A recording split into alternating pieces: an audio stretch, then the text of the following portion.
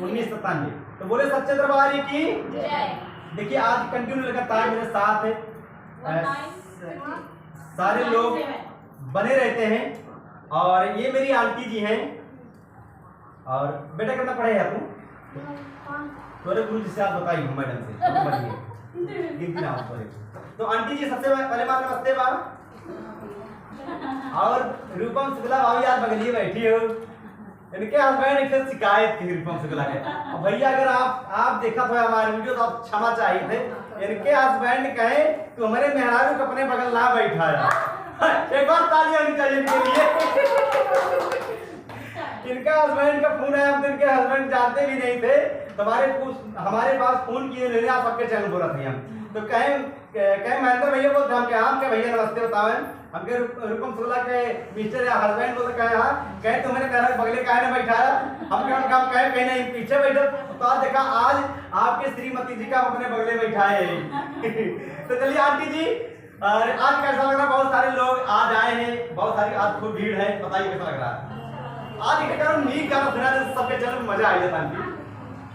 इनका रूपम शुक्ला का साथू हे आंटी जी कहा थी भैया तेरे साथ हमेशा लगातार जनता चाहे आनी आए चाहे और बूढ़ा आए कहा तो सब ये देखा कब तक चल मेरे साथ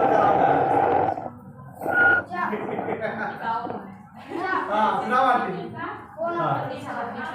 हाँ चले गाओ।